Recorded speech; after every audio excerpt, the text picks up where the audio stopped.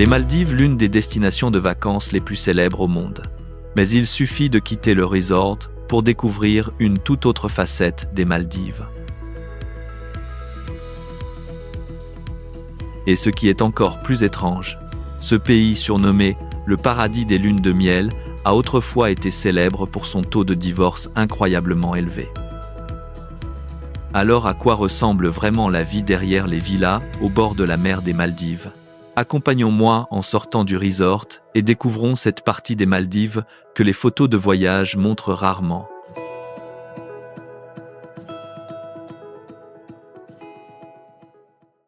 Numéro 1. Un paradis de détente avec des privilèges luxueux.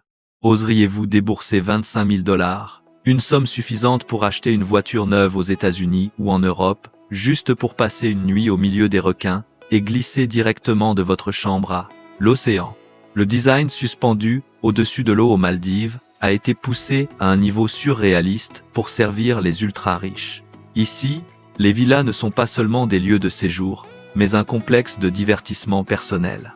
Vous trouverez des escaliers en bois menant directement depuis le balcon jusqu'au récif corallien ou d'énormes toboggans serpentant depuis le 2e étage de la villa jusqu'au fond de la mer.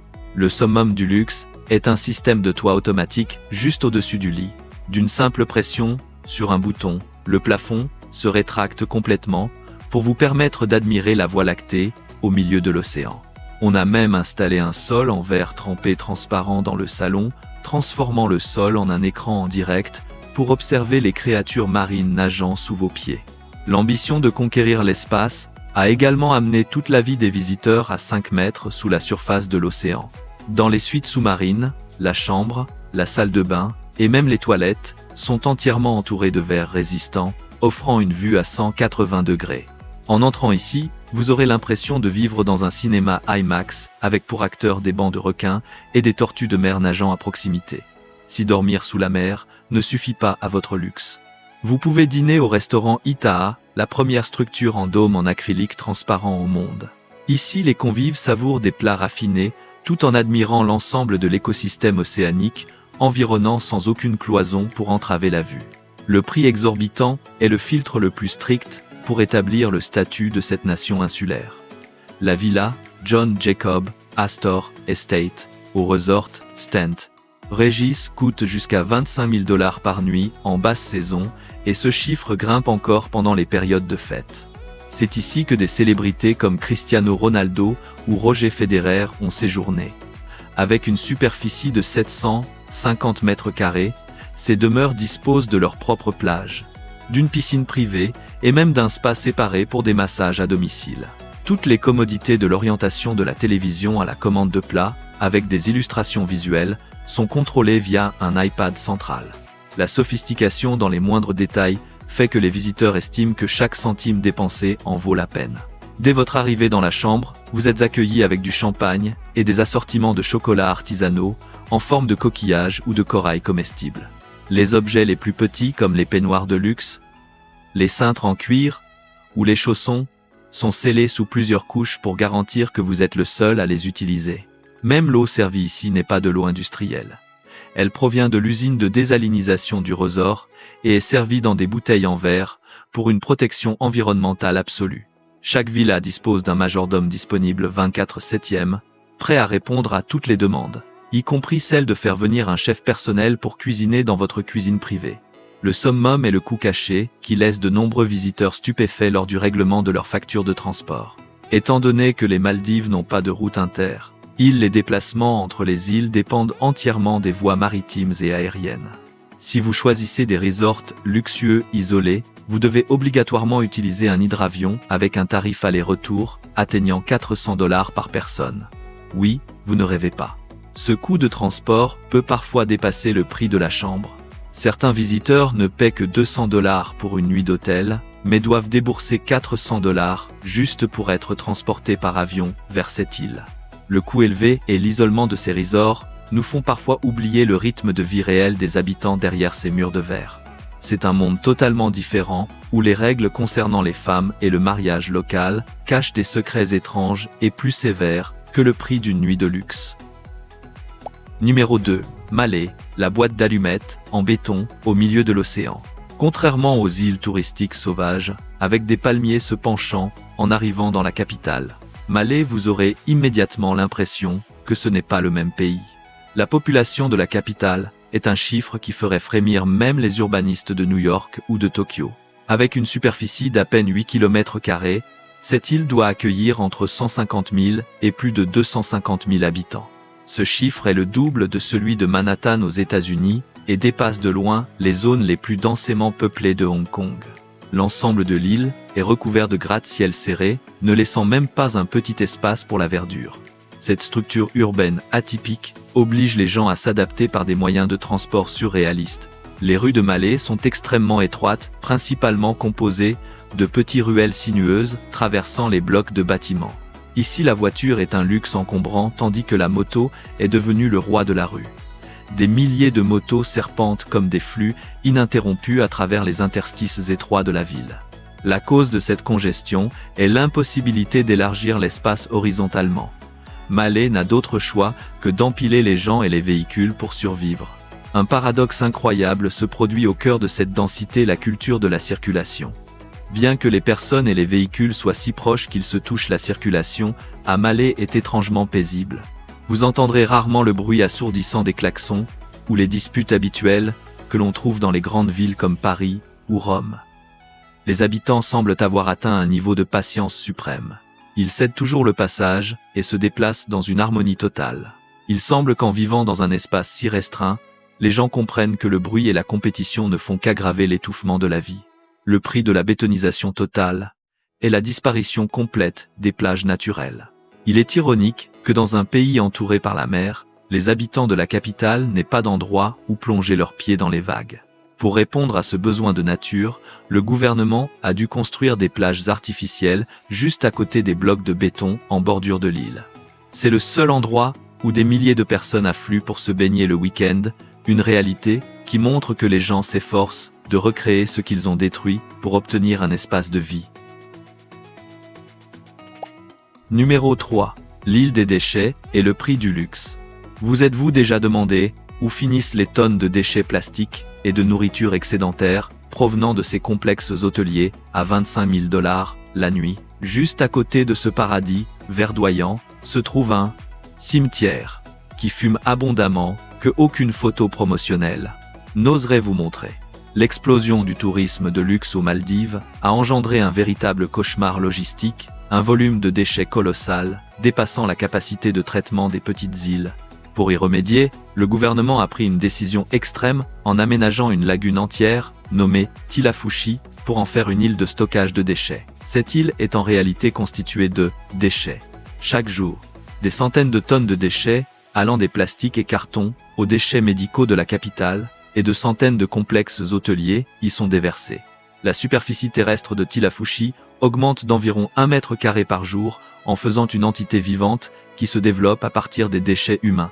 Ce qui est le plus terrifiant à propos de Tilafushi, c'est la combustion à ciel ouvert qui se produit depuis des décennies. Vous verrez une montagne de déchets dégageant une épaisse fumée noire, brûlant lentement 24 heures sur 24, dérivant sans but au milieu de l'océan cristallin.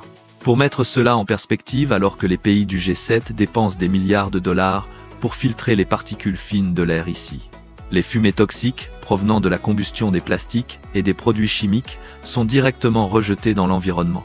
La cause de ce désastre réside dans le terrain morcelé qui rend le transport des déchets vers d'autres lieux trop coûteux, obligeant les gens à choisir de cramer les déchets sur place. Cela a gravement menacé l'ensemble de l'écosystème marin, environnant les métaux lourds et les microplastiques issus des cendres tombant et empoisonnant les précieux récifs coralliens. Face au risque de détruire complètement son titre de paradis, le gouvernement des Maldives tente un dernier pari pour sauver l'océan. Il a collaboré avec la Banque mondiale pour investir des centaines de millions de dollars dans une usine moderne de conversion des déchets en énergie. L'objectif est d'éliminer complètement la combustion des déchets archaïques en utilisant plutôt la chaleur générée par ces déchets pour éclairer le pays. C'est un effort désespéré pour fermer la porte de l'enfer de Tilafushi, transformant une terre morte en un centre d'énergie renouvelable. Numéro 4. La capitale mondiale du divorce. Le pays surnommé « le paradis des lunes de miel du monde », où des millions de couples affluent pour jurer fidélité éternelle, détient en réalité le record Guinness du taux de divorce le plus élevé de la planète. Ici, les femmes se marient souvent très jeunes en moyenne, entre 19 et 20 ans. Cependant, au lieu de vivre jusqu'à un âge avancé, une femme maldivienne a en moyenne connu jusqu'à 3 divorces avant d'atteindre l'âge de 30 ans. La source de ce chiffre record réside dans une législation sur le divorce quelque peu arbitraire en faveur des hommes. Un homme maldivien n'a qu'à prononcer la phrase « Je te divorce 3 fois » et se rendre à l'agence d'enregistrement pour que toutes les formalités soient immédiatement complétées. En revanche, les femmes n'ont presque aucun droit pour mettre fin à un mariage, sauf si elles surprennent leur mari en train d'adulter. Le paradoxe de la justice est également mis en lumière par les sanctions sévères infligées pour adultère. Selon la loi islamique, les contrevenants sont exposés au public pour subir des coups de fouet. Ce qui est troublant, c'est que ce fardeau repose presque exclusivement sur les femmes. Selon les statistiques, en un an, 184 femmes ont été fouettées pour des accusations d'adultère, tandis que ce chiffre pour les hommes n'est que de 38. La raison de cet écart réside dans une faille juridique, un homme accusé n'a qu'à nier les faits pour être acquitté, tandis que les femmes n'ont souvent aucun moyen de se défendre face au jugement de la communauté. Les contradictions de la vie continuent de se manifester dans les rues de la capitale Malais. Étant un pays 100% musulman, les femmes doivent s'habiller de manière modeste couvrant leurs épaules et leurs genoux. Vous risquez une amende si vous essayez de porter un bikini sur les plages publiques ou les îles habitées. Cependant, contrairement à l'image des femmes musulmanes interdites dans certains pays du Moyen-Orient, les femmes maldiviennes jouissent d'une grande liberté dans les rues. Vous pouvez facilement voir des filles portant le hijab, mais conduisant avec assurance des scooters à travers des ruelles étroites ou tenant directement des boutiques. De plus, la loi ici punit sévèrement tout acte de manque de respect ou d'agression envers les femmes, créant ainsi un environnement de sécurité publique très élevé. Le vide dans la carrière professionnelle représente un aspect sombre difficile à combler pour les femmes locales. Traditionnellement, leur mission suprême reste de s'occuper du foyer et d'élever les enfants, certaines mères pouvant avoir jusqu'à 9 enfants. Alors que l'industrie du tourisme aux Maldives génère des milliards de dollars chaque année, il est très rare de croiser une femme locale travaillant dans les stations balnéaires. Même atteindre des postes de direction dans des hôtels de luxe semble presque impossible. Elles semblent être mises à l'écart de l'industrie la plus lucrative de leur pays. Numéro 5. Un pays, deux mondes. Peux-tu le croire? Il suffit de poser le pied sur une île, et tu peux être arrêté immédiatement pour avoir porté un bikini ou pour avoir une bouteille de bière à la main. Des choses qui sont considérées comme tout à fait normales dans le complexe hôtelier juste à côté. La séparation des lois aux Maldives atteint un niveau extrême que très peu de pays dans le monde osent mettre en œuvre. 100% des citoyens maldiviens doivent être musulmans et sont soumis à la loi de la charia. En conséquence, dans la capitale Malais et sur toutes les îles habitées, la consommation et la possession d'alcool et de porc sont totalement illégales. Si un habitant est surpris en train de boire de l'alcool, il risque des peines sévères, y compris l'emprisonnement. Cependant, il suffit de se déplacer de 15 minutes en bateau rapide vers les îles de villégiature pour que toutes ces règles disparaissent complètement. Là-bas, des alcools importés et de la viande de porc sont servis 24 heures sur 24 pour les touristes, créant une oasis de liberté totalement séparée de la réalité du pays. Ce conflit culturel est le plus évident à travers les règles vestimentaires. Alors que les touristes dans les complexes peuvent porter des bikinis sur la plage lors de visites des îles locales, ils doivent obligatoirement porter des vêtements couvrant les épaules et dépassant les genoux. Pour satisfaire la soif de baignade des touristes, sans nuire aux croyances religieuses des habitants, les autorités ont dû aménager de petites zones, appelées Bikini Beach, sur les îles habitées. Ces plages sont souvent entourées de clôtures en bois ou de végétation pour que les habitants ne soient pas exposés à ce qu'ils considèrent comme des images indécentes. La solution à ces dépendances au cœur de la capitale a même donné naissance à un service unique, les bateaux safari. Étant donné que l'alcool est totalement interdit, sur le continent, de grands yachts ancrés au large deviennent des bars mobiles. Les touristes ou les étrangers travaillant à Malais doivent prendre un bateau au milieu de la mer, juste pour prendre une gorgée de bière, à un prix exorbitant, allant de 10 à 15 dollars américains pour une canette, soit 5 fois sa valeur réelle. C'est la seule échappatoire légale où la loi interdisant l'alcool sur le continent ne peut pas s'appliquer. Numéro 6. Le pays le plus bas de la planète. Il suffit que le niveau de la mer monte de quelques mètres pour que l'ensemble du territoire des maisons et de l'histoire de ce pays soit complètement effacé de la carte du monde. Les Maldives sont un État insulaire, situé dans la région de l'Asie du Sud dans l'océan Indien. C'est l'endroit le plus plat et le plus bas de la Terre. L'altitude moyenne de l'ensemble du pays varie seulement de 1,5 à 1,8 mètres au-dessus du niveau de la mer. Même le point le plus élevé de ce pays ne dépasse pas 2,5 mètres, soit à peine la hauteur d'un plafond ordinaire.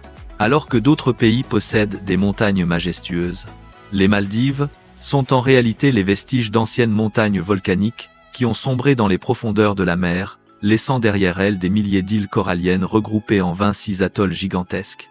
Ce pays a jusqu'à 99% de sa superficie recouverte d'eau, la terre ferme, ne représentant qu'une infime partie de 1%, et luttant chaque jour contre la montée des eaux, due au changement climatique. La répartition de l'espace de vie ici crée également un paradoxe en matière d'intimité. Parmi les plus de 1190 îles, seulement environ 200 sont habitées par des locaux. 100 autres îles ont été louées par des entreprises internationales et transformées en complexes hôteliers privés exclusifs. Ce modèle, une île, un hôtel, est une séparation totale. Les touristes peuvent dépenser des milliers de dollars par nuit pour profiter d'un luxe isolé, tandis que la vie des habitants se déroule discrètement sur les îles voisines. L'attrait visuel, qui fait la renommée des Maldives, provient en réalité d'un type de matériau rare, qui ne représente même pas 5% du sable dans le monde. Alors que les plages des États-Unis ou d'Europe affichent des teintes bruns, dorées dues à l'érosion des roches, le sable des Maldives est d'un blanc pur, capable de réfléchir la lumière du soleil et de créer des nuances de turquoise cristallin, permettant de voir le fond de l'océan à des dizaines de mètres de profondeur. Les Maldives abritent également des récifs coralliens multicolores qui entourent chaque île. C'est un écosystème qui nourrit des milliers d'espèces de poissons tropicaux, des tortues marines et des bancs de dauphins. En mettant les pieds ici, vous pouvez facilement croiser les géants pacifiques de l'océan comme les raies manta ou les requins-baleines juste au large des côtes. Le spectacle final de cette nation insulaire ne se révèle vraiment que lorsque l'obscurité enveloppe l'île de Vadou. Vous aurez la chance d'assister au phénomène des larmes bleues, une scène surréaliste créée par des organismes planctoniques et des algues bioluminescentes. Chaque fois que les vagues se brisent ou qu'un pas humain touche l'eau, la surface scintille d'une lueur bleue phosphorescente envoûtante. Cela contribue à faire des Maldives un véritable paradis de vacances au cœur de l'océan. Numéro 7. L'île créée pour survivre. Oseriez-vous parier votre avenir sur une île qui n'existait pas sur la carte il y a 20 ans, entièrement construite à partir de sable marin, pour sauver un peuple du risque d'être englouti par l'océan? L'effort pour lutter contre la disparition a conduit à la création de Ulu-Malé, une immense île artificielle située juste à côté de la capitale. Pour résoudre le problème aigu du manque de terre et faire face à la montée du niveau de la mer, menaçant d'effacer la nation, le gouvernement des Maldives a lancé un super projet, pomper des millions de mètres cubes de sable du fond de l'océan pour créer une nouvelle terre élevée, d'environ 2 mètres, au-dessus du niveau de la mer. À titre de comparaison, alors que Dubaï construit des îles en forme de palmier pour le tourisme de luxe, les Maldiviens ont construit Ulu-Malé comme un bateau de Noé en terre pour protéger la vie de milliers de résidents. Cette île est devenue la zone la plus sûre du pays face aux tsunamis ou aux marées hautes à venir. La planification à partir de zéro a permis aux architectes de transformer Ulu-Malé en un contrepoids parfait à l'encombrement de Malé. Contrairement aux ruelles étroites de l'ancienne capitale, cette nouvelle ville possède de larges boulevards, de vastes parcs verdoyants et une infrastructure moderne utilisant l'énergie solaire. C'est un modèle de ville intelligente où la frontière entre l'urbain et la nature a été soigneusement calculée dès le premier déversement de sable. Les habitants n'ont plus à vivre dans des boîtes d'allumettes en béton, mais peuvent profiter d'un cadre de vie civilisé et moderne, comparable aux grandes métropoles de Singapour ou d'Australie. La suppression de l'isolement entre les îles a été réalisée grâce au pont de l'amitié financé par la Chine. Cette infrastructure, de plusieurs milliards, a directement relié la capitale étouffante de Malé à l'aéroport international et à l'île artificielle de Ulu-Malé. Pour la première fois de l'histoire, les Maldiviens peuvent se déplacer entre les 3 centres les plus importants par la route, au lieu de dépendre entièrement des bateaux. Cette artère de transport a brisé toutes les barrières logistiques, transformant Ulu-Malé d'un chantier de sable en un centre économique et social dynamique en moins d'une décennie. L'attrait des nouvelles opportunités crée une grande migration au sein de l'archipel. Avec le plus grand système d'hôpitaux et d'écoles du pays situé ici, Ulumale devient un aimant, attirant de nombreux jeunes des îles éloignées.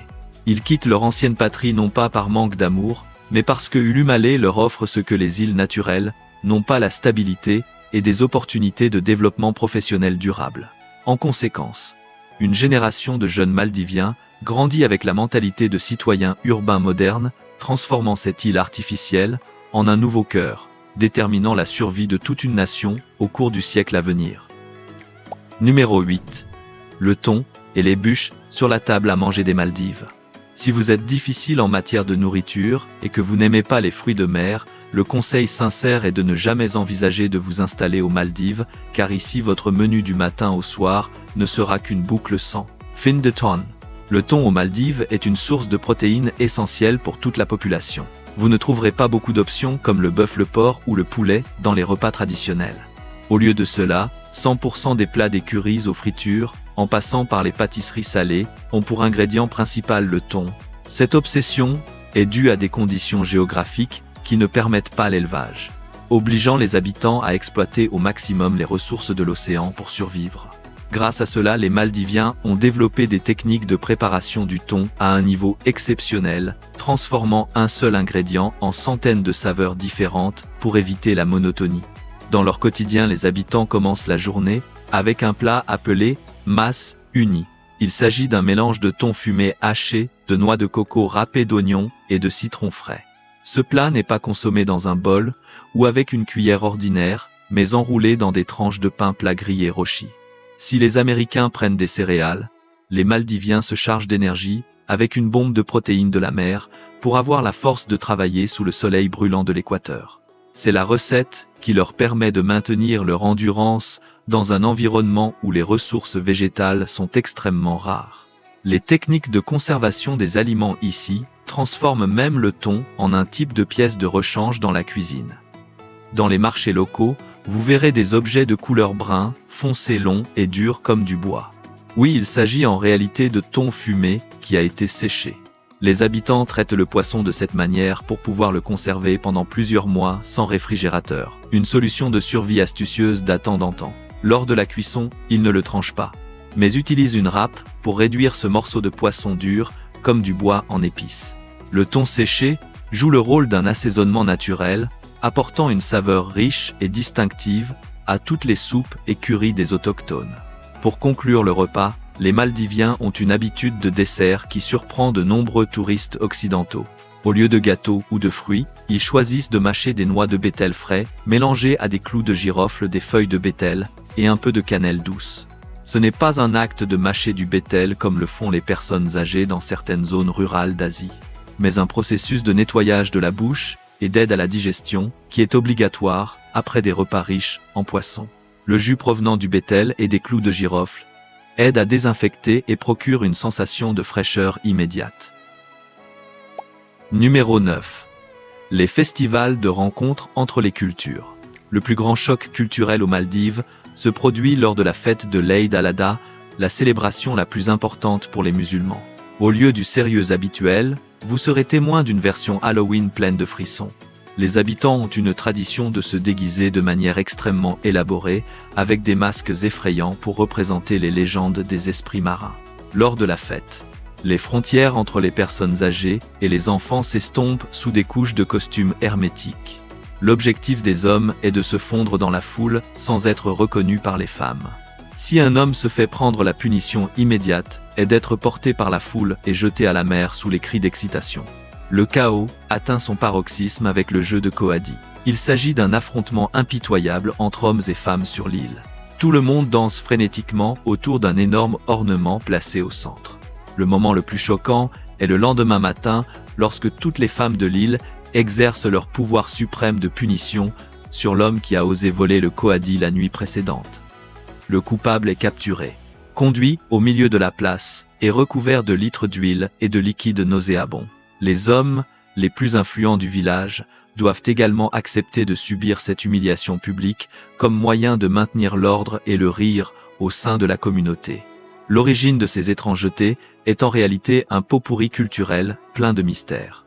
Bien que les Maldives se soient convertis à l'islam en 1100, 53 des sociologues internationaux ont découvert que ces rituels sauvages sont en fait des vestiges de l'époque où cette nation insulaire était encore bouddhiste.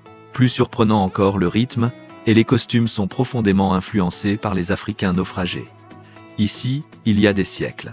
Cette interconnexion a transformé les Maldives en un musée vivant, préservant des fragments d'histoire qui, avec le temps, auraient dû être effacés par des lois religieuses strictes. Les règles de vie strictes ne reviennent réellement qu'à chaque vendredi du mois. C'est le jour de la fête le plus sacré, où des milliers de personnes affluent vers d'immenses mosquées comme celle du roi Salman, qui peut accueillir jusqu'à 10 000 personnes pour prier. Cette foi a engendré une habitude culinaire tacite. Le vendredi est devenu le jour du poulet à l'échelle nationale. Après la prière, les familles se rassemblent pour déguster les festins de poulet les plus somptueux de la semaine. C'est une pause nécessaire pour les Maldiviens, afin de rééquilibrer leur vie après des nuits de fêtes frénétiques et sauvages. Numéro 10. L'armée silencieuse, qui fait fonctionner le paradis. Ici, pour chaque 4 personnes que vous croisez dans la rue, il y a au moins une personne qui n'est pas un habitant local. C'est ce qu'on appelle la machine humaine, qui aide les Maldives à ne pas s'arrêter chaque 2 jours. Plus d'un quart de la population résidant actuellement aux Maldives est composée d'étrangers. Ce ne sont pas des touristes riches venus dépenser de l'argent, mais des milliers de travailleurs venus de pays voisins comme le Bangladesh et l'Inde. Cette armée de travailleurs immigrés est devenue le sang vital de l'économie de cette nation insulaire, comblant tous les vides. Pour comparaison, ce taux est comparable à celui des grands centres financiers du Moyen-Orient, comme Dubaï ou le Qatar, où le développement rapide exige toujours un énorme approvisionnement en main-d'œuvre extérieure. La raison pour laquelle des milliers de personnes acceptent de quitter leur pays pour se rendre dans cette nation insulaire, au milieu de l'océan, réside dans la force de l'argent. Bien que les Maldives ne soient pas une puissance économique mondiale, la valeur de leur roufia, lorsqu'elle est convertie en roupies indiennes ou bangladaises, est bien plus élevée. En conséquence, un travailleur manuel aux Maldives peut envoyer chez lui une somme d'argent bien plus importante que s'il exerçait le même métier dans son propre pays.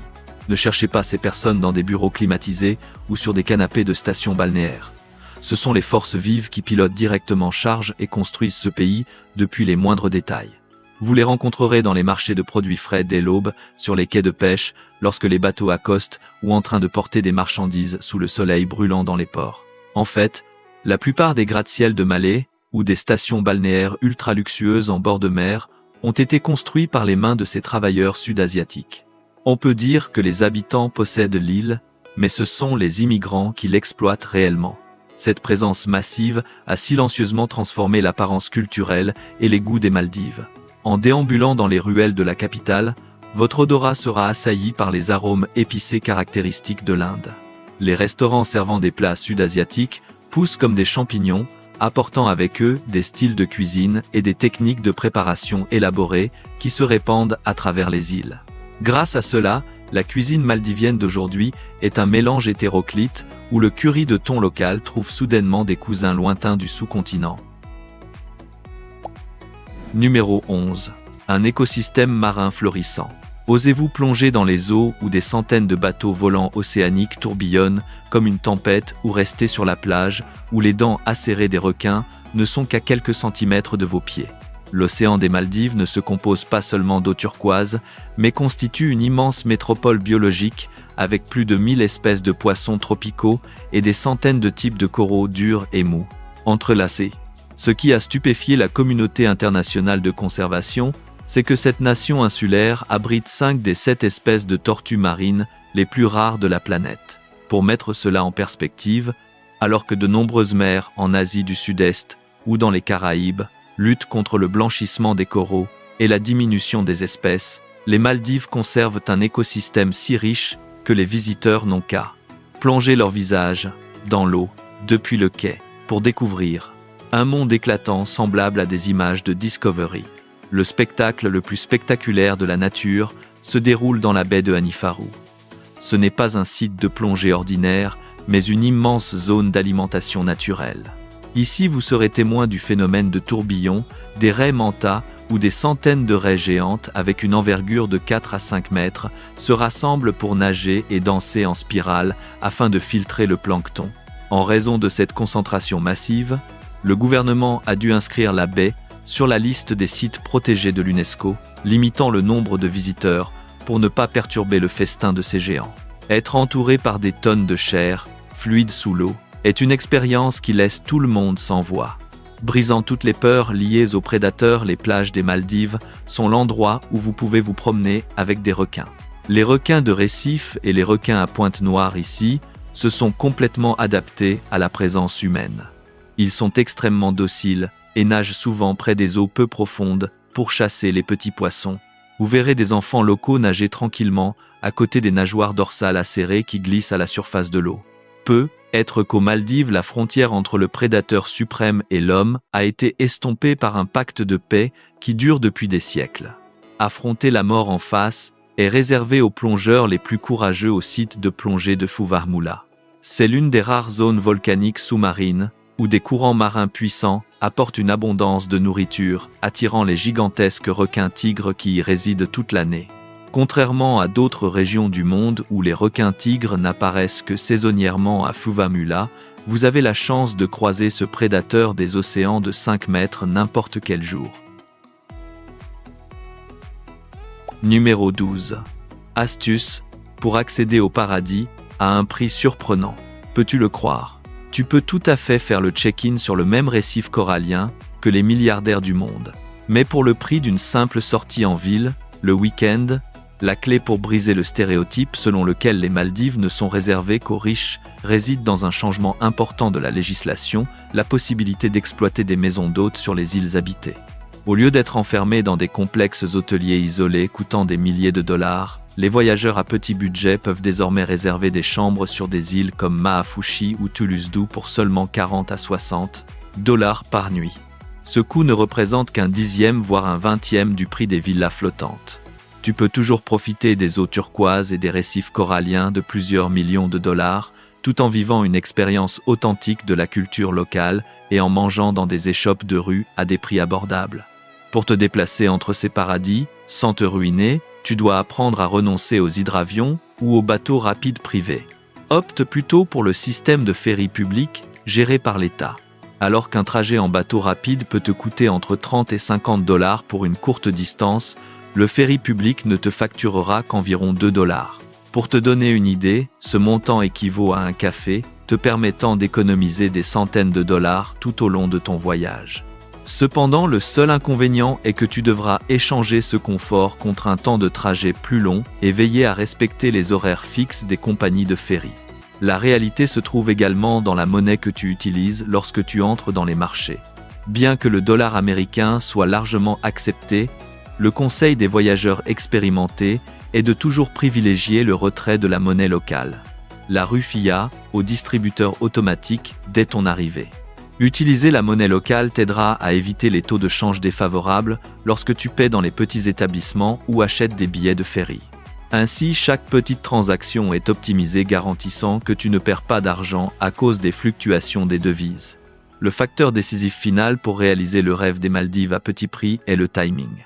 Si tu peux supporter les averses rapides typiques des régions tropicales, rends-toi ici pendant la saison des pluies de mai à novembre. C'est à ce moment que la demande touristique diminue, entraînant des promotions allant jusqu'à 40% de la part des compagnies aériennes et des hôtels. Oui, tu ne rêves pas pour la même chambre en juillet. Tu ne paieras un peu plus de la moitié du prix que tu aurais payé en décembre. C'est la seule lueur d'espoir pour ceux qui ont un budget limité de poser le pied sur les plages de sable blanc de cette nation insulaire sans avoir à s'endetter après leur voyage. Il existe des endroits magnifiques grâce aux dons de la nature. Les Maldives, quant à elles, sont encore plus belles en raison des efforts déployés par les habitants pour préserver ce qu'ils ont avant qu'il ne soit trop tard. Si vous aimez cette aventure d'exploration d'aujourd'hui, n'oubliez pas de liker, de vous abonner et d'activer la cloche de notification pour ne pas manquer les prochaines histoires passionnantes sur Terre d'origine. Bonjour et à bientôt pour de nouvelles explorations.